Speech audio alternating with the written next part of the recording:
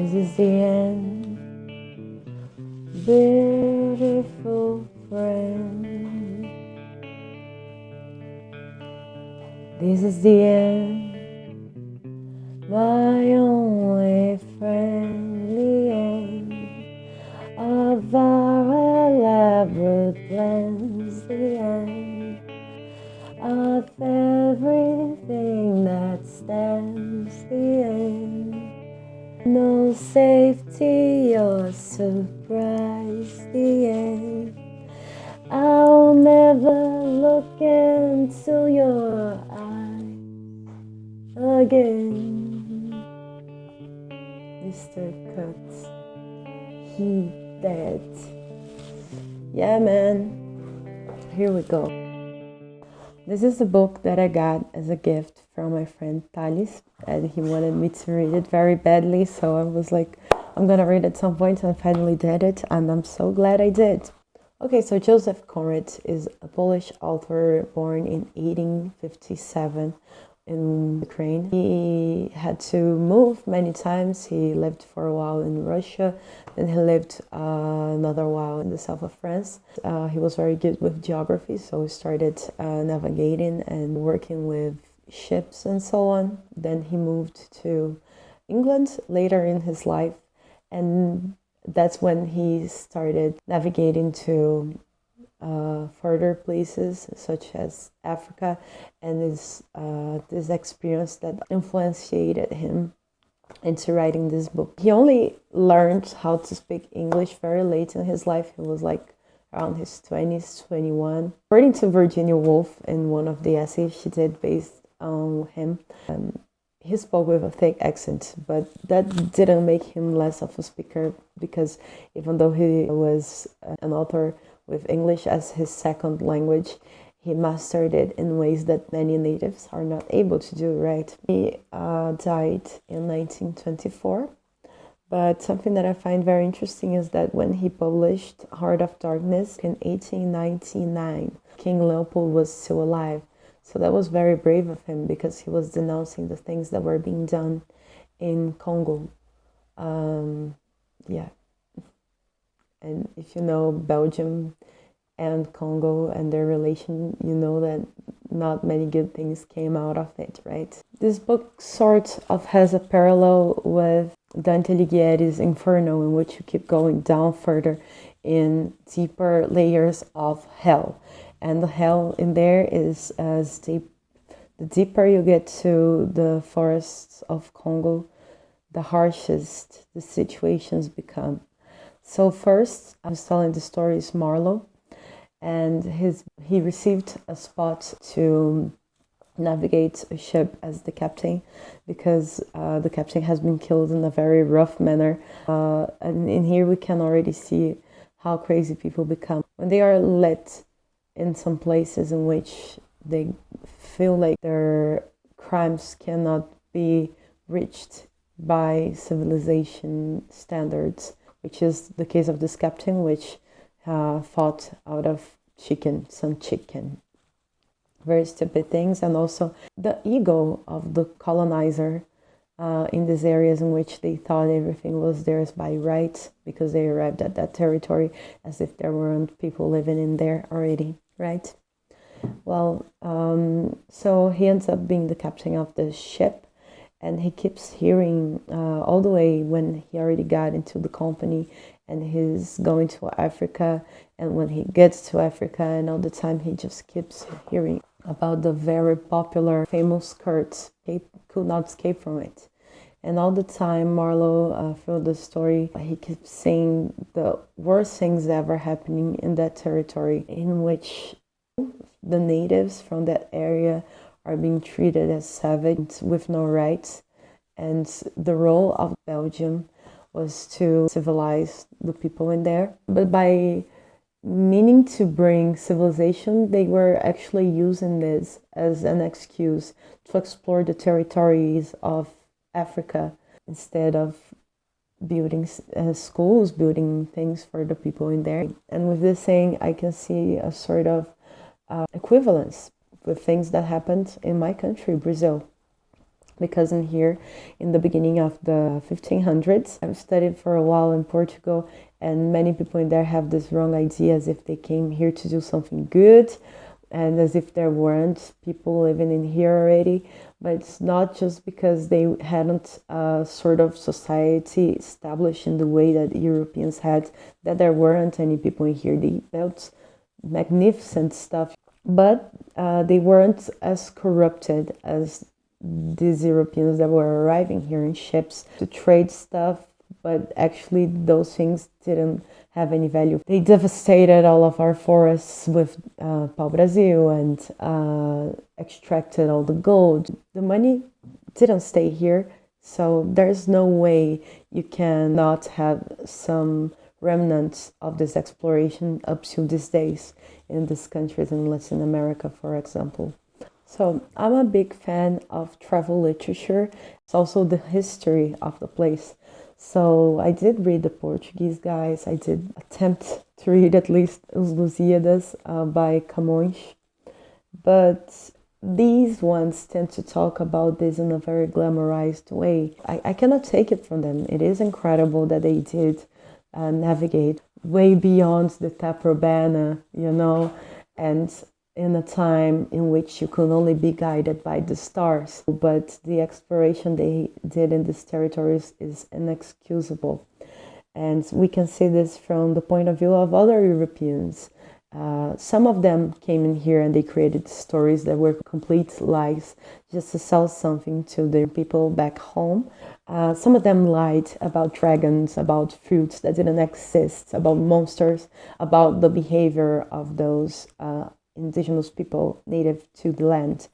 And some of them tried to unmake the lie. And in between them, we've got Jean de Lery and Hans Staden that wrote from their point of view, being like Europeans in Brazil and being mistreated by their own, or because the French were fighting with the Dutch, and then the Dutch with the Portuguese, and they had nowhere to escape. Jean de Lery, who spent a long time with the indigenous people and had to learn how their rituals worked, that they didn't really eat human meat because they were cannibals. Crazy for me. It's because it was not something so pleasurable for them, but it was a sort of ritual in which they would gain the power of their enemy or from the strongest one in the tribe. They had laws for that.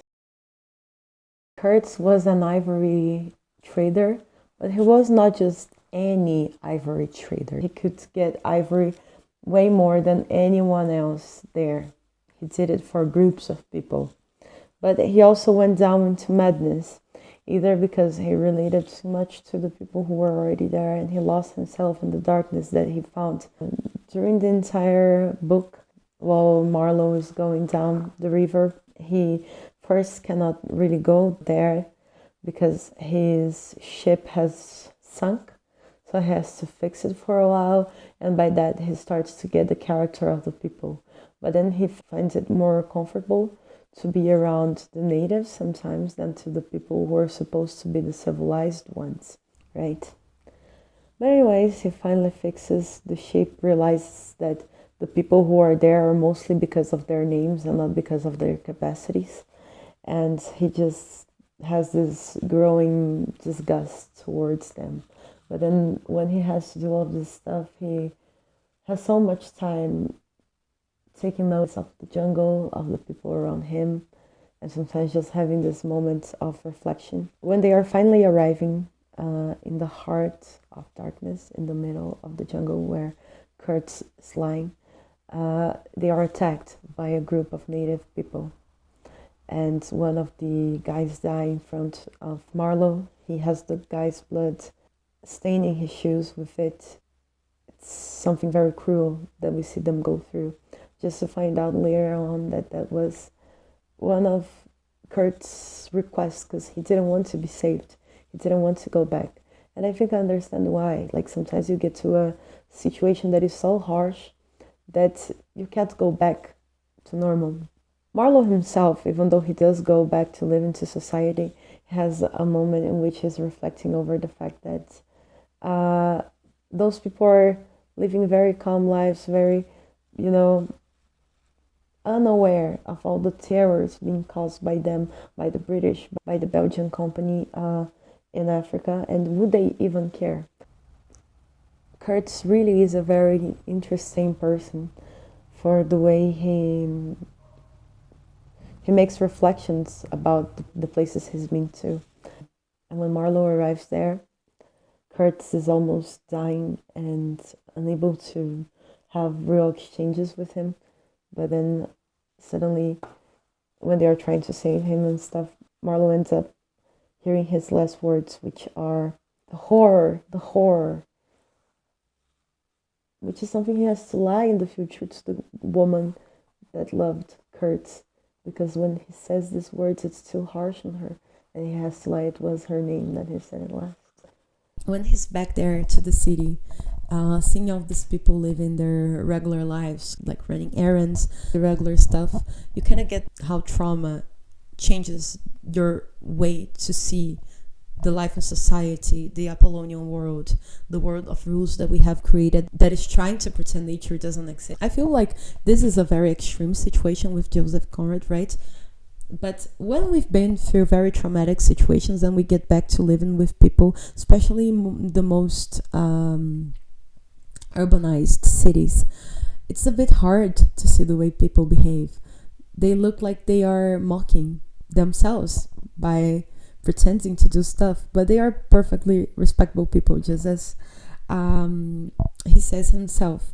I found myself back in the sepulchral city, resenting the sight of people hurrying through the streets to filch a little money from each other, to devour their infamous cookery, to gulp their unwholesome beer, to dream their insignificant and silly dreams. They trespassed upon my thoughts. They were intruders whose knowledge of life was to me an irritating pretense. I felt so sure they could not possibly know the things I knew. Their bearing, which was simply the bearing of commonplace individuals going about their business in the assurance of perfect safety, was offensive to me, like the outrageous flauntings of folly in the face of a danger it is unable to comprehend. I had no particular desire to enlighten them, but I had some difficulty in restraining myself from laughing in their faces, so full of stupid importance. I dare say I was not very well at that time. I tottered about the streets. There were various affairs to settle, grinning bitterly at perfect respectable persons. I see many things about what Chinua Achebe criticized. I've read Things Fall Apart last year. I think it's wonderful the way he depicts his own people, but in a time in which people in every country has access to education in a way in which we can talk about it with our own words and with our own scars. But back then, when these things were happening with Joseph Conrad, for instance, it's the 1800s. How can we ever come across someone that went through that, lived those things, saw this with their own eyes, and still came out of these things to talk about it? And even though people tend to say that there's nothing in it that criticizes what was done to the African people, I do think there are some excerpts that gives us those ideas. I find it interesting how he remarks the fact that this has already happened in England in the past when the Romans had arrived there. And I don't know if you've ever seen anything about it, but many times we see some texts from when they arrived in England and they said that they were swamp monsters just dragging themselves from one place to another. Like they didn't have a proper sewage disposal, places to take baths and so on. I can see a comparison in between the way he's talking in the beginning of them getting into England, thinking about the weather, how the weather sucked, how they only had swamps, how nothing in there worked, and then the way the Europeans were seeing Africa later on, right? They were just people more connected to nature, and that was all, but perfectly capable individuals of learning things. But the problem is that the colonization was not really a colonization. It was a complete exploration of resources and the people in there. So here he talks about when the Romans first arrived in England, and you can see the parallel he makes on the same book with the arrival in Congo and going through the jungle. I was thinking of very old times when the Romans first came here 1900 years ago, the other day. Light came out of this river since. You say night? Yes, but it is like a running blaze on a plain, like a flash of lightning in the clouds. We live in the flicker, made last as long as the old Pririm in the Mediterranean, ordered suddenly to the north, run over land across the Gulls in a hurry, put in charge of one of these craft the legionaries. A wonderful lot of handymen they must have been too, used to build, apparently by the hundred, in a month or two, if we may believe what we read. Imagine him here, the very end of the world, a sea the color of lead, a sky the color of smoke, a kind of ship about as rigid as a concertina, and going up this river with stores or orders or what you like. Sandbanks, marshes, forests, savages, precious little to eat, fit for a civilized man, nothing but Thames water to drink. No Falernian wine here, no going ashore. Here and there, a military camp lost in the wilderness, like a needle in a bundle of hay. Cold, fog, tempests, disease, exile, and death. Death skulking in the air, in the water, in the bush. They must have been dying like flies here. I clearly see the comparison with him arriving in the Congo and people saying like you have to be brave to go in this place and hustle to survive in these conditions. Because it's also harsh for the ones that are going there, entering danger, and to the ones that are being explored. The bad things is that usually only the colonizers got the titles for stuff because it didn't have anyone to tell the story from the other side. And in here we have someone who is from the ships that were entering Congo, but that realizes that a lot of advantage was being taken from this native people to this lands. And the part that talks about ethnicities specifically is this one. Mind. None of us would feel exactly like this. What saves us is efficiency, the devotion to efficiency. But these chaps were not much account, really. They were no colonists. Their administration was merely a squeeze, and nothing more, I suspect. They were conquerors, and for that you want only brute force, nothing to boast of when you have it. They grabbed what they could get for the sake of what was to be got. It was just robbery with violence, aggravated murder on a great scale, and men going at it blind, as is very proper for those who tackle the darkness. The conquest of the earth, which mostly means the taking it away from those who have a different complexion or slightly flatter noses than ourselves, is not a pretty thing when you look into it too much. Like it's as if in the first pages you already get a grasp on what he's going to approach in the Congo colonization. I think that's awesome, especially when he talks about a different complexion or slightly flatter noses. Something else I think it's very relevant about the book is the way he depicts the characters, especially Marlowe and Kurt, and the way you get to describe the people who went out there in the sea with all of the things that awaited them. So I do think he talks about it in his work, yeah. Now, something I really like about Virginia Woolf's essay on Joseph Conrad is the way she talks about how he depicts his characters. They had been strong as those are strong who know neither doubts nor hopes. They had been impatient and enduring, turbulent and devoted, unruly and faithful. Well-meaning people had tried to represent this man as whining over every mouthful of their food, as going about their work in fear of their lives. But in truth, they had been men who knew toil, privation, violence, debauchery, but knew not fear, and had no desire of spite in their hearts. Men hard to manage, but easy to inspire. Voiceless men, but men enough to scorn in their hearts the sentimental voices that bewailed the hardness of their fate. It was a fate unique and their own. The capacity to bear it appeared to them the privilege of the chosen. Their generation lived inarticulate and indispensable, without knowing this witness of affections or the refuge of a home, and died free from the dark menace of a narrow grave. Yeah, And that's it. That's about it. I hope you get to read this book. Hope you have a great one. Hope you enjoyed this review. I'll still keep on getting better. And oh yeah, I wanted to thank all the views I got on Dracula. I am so glad about it. I have no words to thank that. That really is really keeping me up. Hope to see you guys soon. Have a great month. Have a great week. See you on my next review. And stay safe, eat well, drink water.